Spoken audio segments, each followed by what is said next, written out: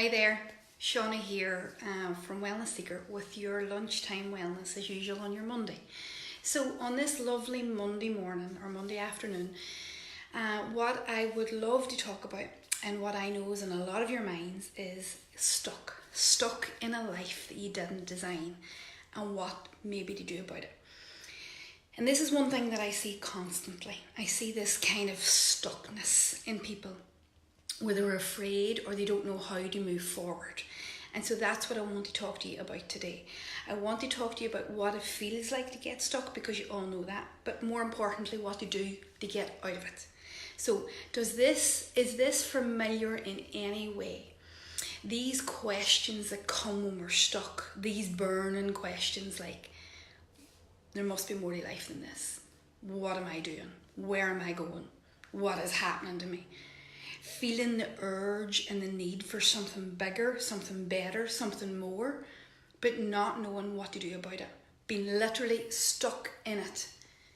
Is that familiar to anybody here? So that is absolutely massive for most of us. And when we get stuck in those questions, when those questions come, it can be quite disruptive for us. And what I know from myself and what I know from my client base is what happens in those questions is we do two things with them. We either shut them down really, really quickly and say nothing about them, but let them burn inside us, let them pick at our brains, let them hurt us, or we answer them. Now, sometimes what happens is when we let them settle, when we don't answer them, they get louder and louder and louder, and it feels like you can't even it feels like you can do nothing. It stops your functioning, and that's massive. But the second one I find is more difficult. When you try to answer them, when you try to actually hear what those questions are asking, like, what do I want out of life? Where do I want to go? What do I really want to do? Who do I want to really be around? What can I see myself doing for the rest of my days? When you start to ask those questions, what I see happening is this kind of cycle of what can only be described as pain and difficulty, because what happens is once you start asking the question, once you start hearing the question, what do I want, then it gets confusing because you don't really know what you want. You have no answer for it. You don't know how to answer it. You have no detail for it. There's nothing tangible on it. You can be coming up with all sorts of things in your head and getting lost and caught in a merry-go-round. It feels confusion, it feels sticky, it feels awful. And then, if you get through all that sticky and awfulness and you get an answer, what happens then is self-doubt kicks in. And self-doubt says, he's the boy that says, I'm not too sure if you can do that. Yeah, that might be a dream of yours. That might be something that you want. That might be something that you really want in the future. But remember the last time? And remember the time you tried and it didn't work out? And that's the kind of whisper. And if you get past self-doubt, what normally happens is, but what if, but how? The how and the what starts to play a massive part in this change. How are you? And when you can't see how, or when you can't see what you can do, or the steps, you start to freeze. And then when you freeze, you lie down exhausted, thinking change is never going to happen, and you're just in a mire. And I think that's the change process for most people. The change process for most people is when they're caught in that loop. Now, if there's anybody on here that agrees, then please let me know in the messages, or let me know in the hearts and the thumbs up, because it's the same for most people. It's the same for me. The way I've always described it is it's like giving birth to something. Like, it's not easy. It's not plain sailing. There's no handbook for it. There's no A, B, C, D, E, F, and G. And no matter what, no matter how many great self-help books there are out there, they're not prescriptive enough to you to help you through it. And so the one thing that I would say that makes a massive difference in this process, absolutely massive, is when you tap into you, when you tap into who you are. Now that's where we move on from this difficult, icky, sticky process of understanding what it is you want for yourself and making that happen. That's when we move out of that. And there's two things that will make a difference to you if you are looking to move out of that difficult change process. The first thing is, and this is a massive question, ask yourself this question: how do you feel about your feelings? Now, what has that got to do with change?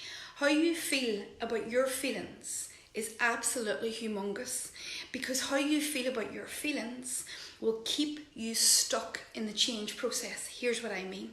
If you don't like difficulty, if you don't like difficult feeling, if you run a mile when you get anything that is disruptive to you, then you'll not sit long enough in the process of change to understand what it is you really want, and you'll stop.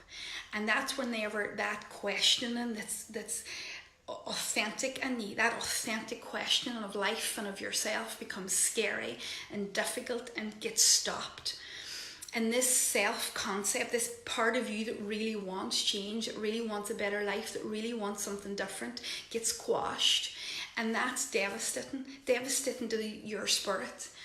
And when you don't like difficulty, when you don't like difficult feelings, when you hate them, you stop that process. So one thing I'd ask you to ask yourself is, how do you cope with difficult feelings? And why? Because once you change how you treat your feelings, how you feel about your feelings, you'll be more accepting of the disruptive nature of change. And once you're more accepting of that disruptive nature of change, you'll get through it much quicker. And that brings us brilliantly on to the second point. And if all that you do is just adapt yourself to these 2 points, then you'll be at the beginning stages of creating the life that you want, and not getting caught in that cycle of madness that is change. The second point is, once you've accepted, once you're okay with feeling difficult, once you're okay with feeling confused, once you're okay with feeling those difficult feelings that come with the early levels of change, once you're okay with them, then you'll be able to allow the self-doubt in. Now, what do I mean about that? We cannot change what we don't acknowledge. If there is a wall of self-doubt that is blocking you from being your best self, then it's your job to dismantle that self-doubt. And the first stage in dismantling self-doubt is hearing it, listening to it, listening to the difficulty of it, listening to what it's trying to say. Because what we know is most of it's not true, but we don't hang around long enough to hear it. We don't hang around long enough to deal with it. We don't hang around long enough to face it. And what I know from working therapeutically in these offices, what I know about myself is, once you turn and face it, it loses its power.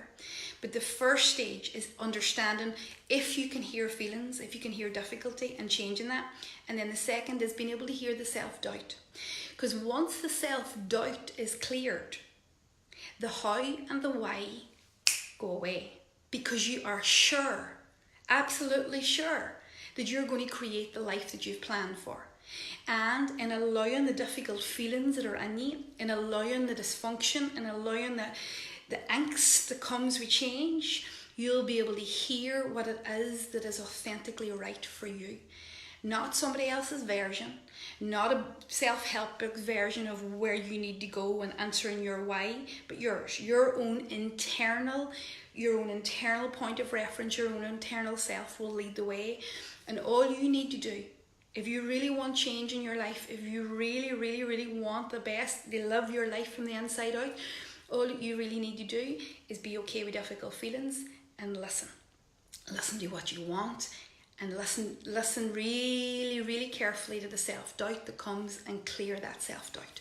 Once you've done that, you are hitching your wagon up to your authentic self and what it is you want in this life, and there can be no stopping you. Now, what I would say about this process is, every single stage of your life will require change, will require a new version of you. So you just don't do this once and then hit your wagon and then you find that, this wonderful life appears.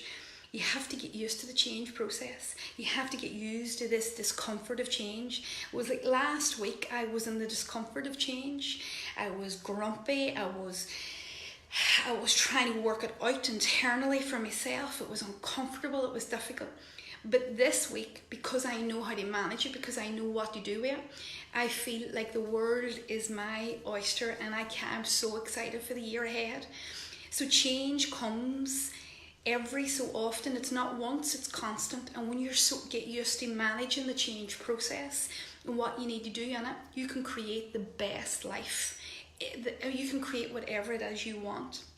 Now, we are holding a mindset bootcamp on the 30th of September, I think. There's going to be some amazing guest speakers at this boot camp. It's in the Red Castle. It's on a Sunday, because I know a lot of people have said they can't do Saturday, so we've moved it to a Sunday. And it's how to do this, how to create the life you want from the inside out, how to basically check in with yourself, how to check what it is you want, how to answer all of those questions, how to become a better understanding, how to have better understanding of you and what you want in the future, how to clear, more importantly, the self-doubt blocks, and how to clear the how-to blocks, and have some fantastic mindset coaching around how to do that. In the end of the workshop, you will know your why, and you will know your how, and you will know what life is ahead of you, and you will be absolutely delighted that you can manage the change process, and that you know what these next 6 months to a year involves for you. So if that sounds good, then I'll put the link somewhere above for the event. We haven't released the tickets yet, but just mark your interest that when we release the tickets, we'll be good to go. So thank you very much for joining me on this lovely it's lunchtime, isn't it? I think it is, isn't it? We're just out of a massive launch for emotional eating, and I don't know what day of the week it is. I don't know whether we're coming or going.